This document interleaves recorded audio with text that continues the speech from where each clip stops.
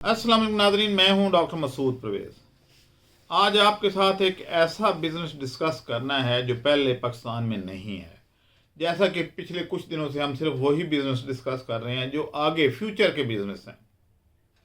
तो ये फ्यूचर का बेहतरीन बिज़नेस है, लेकिन ये छोटे लोगों के लिए नहीं है। Tin Pack Business 1 Day Special Training Workshop. तारीख 16 फरवरी। Time सुबह 10 बजे से शाम 4 बजे तक। Venue खाना बाज़मा कंपनी। ट्रेनिंग में क्या सिखाया जाएगा? Tin pack fruits and vegetables का complete practical method, food safety और प्रोडक्ट की शेल्फ लाइफ बढ़ाने के तरीके, टिन पैक बिजनेस शुरू करने की कंप्लीट गाइडेंस, कॉस्टिंग, मार्केटिंग और प्रॉफिट से related practical tips. Training fee 7,000 रुपये। लंच बजामा कंपनी की तरफ से। इम्पॉर्टेंट इंस्ट्रक्शंस, सीट्स महदूद हैं, पहले आए पहले पाए। रजिस्ट्रेशन के लिए CNIC की दोनों साइट्स की कॉपी भेजना ज़रूरी है। बर वक्त रजिस्ट्रेशन करवाएं। फॉर रजिस्ट्रेशन एंड डिटेल्स अभी रब्ता करें 0300 400 पोरा 97 99। यानी ये मिडिल क्लास लोग या सरमायादार इसको कर सकते हैं। कौन सा बिज़नेस है ये भी आपको बताते हैं। इसमें हम क्या क्या आपको हेल्प आउट कर सकते हैं वो बताएंगे। इसकी मार्केटिंग कहाँ होती है वो बताएंगे। यानी बहुत आसान काम है। सिर्फ ये है कि कम से कम सरमाया जो है वो करोड़ों में होना चाहिए अगर आपने बड़े लेवल पे करना है। अगर दरमियाने लेवल पे करना है तो फिर 10-12 लाख से भी काम हो जाता है। छोटे लेवल पे करने का फ़ायदा कोई नहीं है। इसलिए मैं गरीब या कम आमदनी वाले लोगों को इसकी दावत नहीं दूंगा। मेरे पास बड़े लोग आते हैं जी, कोई 20-30 करोड़ का कोई बता दें बिज़नेस जो हम करना चाहते हैं, तो भाई उन लोगों के लिए है। बहुत ज़बरदस्त बिज़नेस है और आमदन ही आमदन है और इसमें कोई ज़्यादा अखराजात भी नहीं है।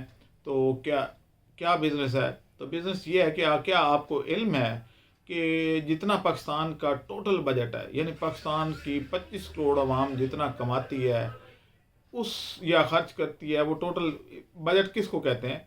यानी आपकी फाइनेंशियल मैनेजमेंट को। तो जितना कमाती है साल साल का, उससे ज़्यादा बजट सिर्फ कोको कोला और पेप्सी कोला का है। तो ये शरबत बेचे जा रहे हैं और लोगों की सेहत का सत्यानाश कर रहे हैं। और फिर इनके पीछे कौन बैठा है? इसराइल, यहूदी। हमारे जो हैं लोग वो कत्ल किए जा रहे हैं मुसलमानों को। गज़ा में जो इन्होंने हाल किया 71,000, तो वो खुद एडमिट करते हैं जी हमने मारे हैं। तो सरमाया उनके पास कहाँ से आता है? वो हमारे से ही जाता है। तो इससे बेहतर ये है कि आप इसका अल्टरनेट कोई ढूंढें। तो मैंने वो अल्टरनेट ढूंढ लिया। सबसे अच्छा जो मशरूब समझा जाता है, एनर्जेटिक समझा जाता है, जैसे ये कहते हैं जी स्टिंग। स्टिंग में क्या एनर्जी ज़्यादा होती है, मीठा ज़्यादा होता है। तो अब ये जो मशरूब है, ये कोको कोला, ये पेप्सी कोला, ये स्टिंग और इस तरह की जितनी टिन पैक आती हैं उन सब को रिप्लेस कर देगा। क्योंकि ये टेस्ट में बहुत अच्छा होगा और इसका नुकसान कोई नहीं होगा, फ़ायदा ही फ़ायदा होगा।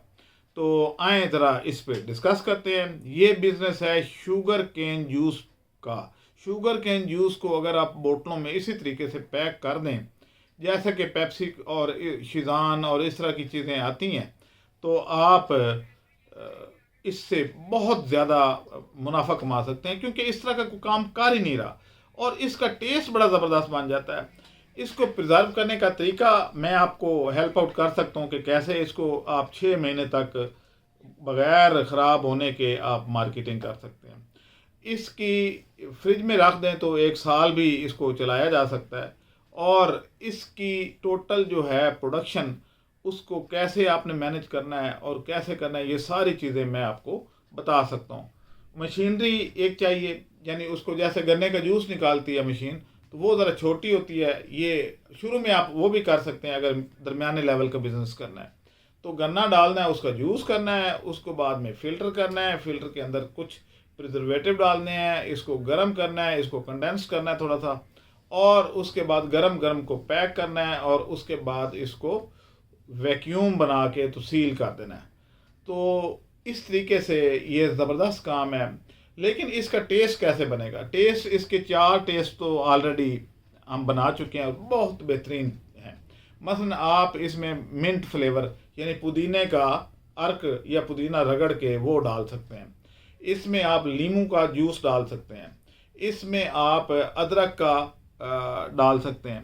तो ये 3-4 फ्लेवर जो हैं ये आप फौरी तौर पे इस्तेमाल कर सकते हैं और बहुत ज़बरदस्त होता है। इससे एक तो हाजमा दुरुस्त होगा, आपकी एनर्जी बहाल होगी। लेकिन ये तो चलें ठीक है, लेकिन अक्सर मकसद ये है कि हमारे मुल्क से सरमाया ड्रेन हो रहा है, वो बाहर चला जाता है और हम शरबत पी के तो अपने मुल्क की इकॉनमी का बेड़ा गर्क कर देते हैं। अब ये जो जूस होगा ये हमारे किसानों को सपोर्ट करेगा, यानी हम जो गन्ना पैदा करते हैं उसको इस्तेमाल में लाएगा।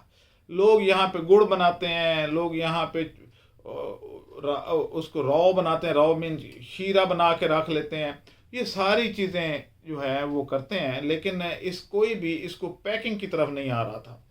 अब मैंने आपको ये पैकिंग सिखाने का तहैया किया है कि मैं ये आपको सिखाऊंगा।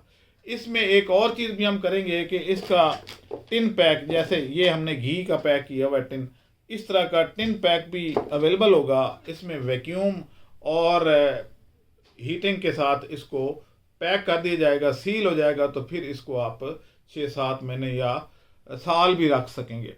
तो ये ज़बरदस्त काम हमने आपके लिए सोचा है। जो लोग सरमायादार हैं और वो सरमाया यानी जगह ढूंढ रहे हैं कि सरमाया लगाएं कहाँ, वो प्लाट लेके तो उसको डंप कर देते हैं, तो वो भाई इस तरह के कामों में आए। सरमाया जितना आता जाता है, रेल पेल होती है, आगे पीछे होता है, मूव करता है मार्केट में, तो उतना प्रॉफिट भी ज़्यादा होता है और मुल्क भी खुशहाल होता है। प्लाट में आप सरमाया डंप कर देते हैं। मसलन आपने 10 करोड़ का एक प्लाट ले लिया, वो पड़ा है, और आप सारी ज़िंदगी उसका इंतज़ार करते रहते हैं कि ये डबल हो जाएगा, ट्रिपल हो जाएगा, और ये सिर्फ आपके दिमाग की ख़राबी है। क्योंकि जब वो 10 करोड़ का होगा तो पैसे की वैल्यू भी 10 गुना नीचे आ चुकी होगी। वो 10 से 20 करोड़ का होगा तो उतना ही पैसा डी वैल्यू हो चुका होगा। या तो सिर्फ वो बढ़े और बाकी सारी ज़मीनें सस्ती हो रही हैं, तो फिर तो आपको नफ़ा है। ऐसा तो होता नहीं है। अगर उस इलाके में फ़र्ज़ करें आपने एक चीचू की मलिया में प्लाट ले लिया 1 एकड़ का, अगर 10 साल बाद वो 1 एकड़ का जो कि 1 करोड़ का प्लाट था, वो 10 साल बाद 10 करोड़ का हो जाता है, तो बाकी भी वहाँ पे 10 करोड़ के ही होंगे। यानी आप, ऐसा नहीं है कि वो प्लाट बेच के तो आगे आप साथ वाला सस्ता ले लें, ऐसा तो होता नहीं है। तो बाकी सबकी वैल्यू भी एप्रिशिएट हो रही होती है, पैसा डी वैल्यू हो रहा है। इधर आपका पैसा जो है वो डी वैल्यू नहीं, क्योंकि इसने डेली रिटर्न देना है। तो ये काम आप करें, इससे ज़बरदस्त मुनाफा होगा और हमारे लोगों की अब देखें सेहत तो बेहतर होगी, लेकिन अभी अभी आप देखें कि रमज़ान शरीफ है, अगर कोई छोटे लेवल पे भी काम करना चाहे फौरी तौर पे तो हमारे से रब्ता कर सकता है। इसमें जो मशीनरी इस्तेमाल होनी है वो टोटल स्टेनलेस स्टील की होनी चाहिए, क्योंकि जो लोहे की मशीनरी है उसमें उसके लोहे के कुछ आयरन उसमें हल्का सा भी चला जाए तो फिर वो जल्दी डिकम्पोज होना शुरू हो जाता है। तो स्टेनलेस स्टील की मशीनरी फूड ग्रेड होनी चाहिए और आप ये काम शुरू कर सकते हैं। अब इस काम की मार्केटिंग बड़ी आसान है, क्योंकि आपने थोड़ी सी मार्केटिंग करनी है, एडवर्टीजमेंट करनी है, और लोग टूट पड़ेंगे इस पर, क्योंकि वो ढूंढ रहे हैं इस तरह की चीज़ और उनको मिलती नहीं है। प्यास गर्मियों में हर बंदे को लगती है, लेकिन उसको पेप्सी और कोका कोला और टीम और स्प्राइट और फलां फलां फलां फलां इनके अलावा कुछ नहीं मिलता। तो आप ये काम ऑर्गेनिक तरीके से, इसको आप यूं कह सकते हैं कि ऑर्गेनिक कोला नाम रखें, क्या ऑर्गेनिक कोला।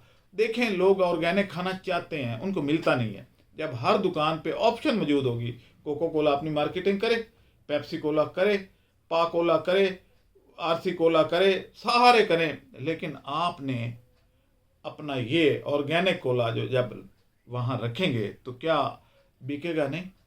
कौन सा ऐसा बंदा होगा जो इसको कहेगा नहीं मैं ये नहीं पीता, जब उसको ये पता होगा कि इसमें कोई केमिकल नहीं है, ये ऑर्गेनिक है, ये नुकसान नहीं पहुंचाता, इसमें कोई बाइकार्बोनेट्स नहीं है, कुछ नहीं है, तो एनर्जी भी ज़्यादा है और है भी, सबसे बढ़कर ये कि है भी अपने मुल्क का, अपने किसानों का।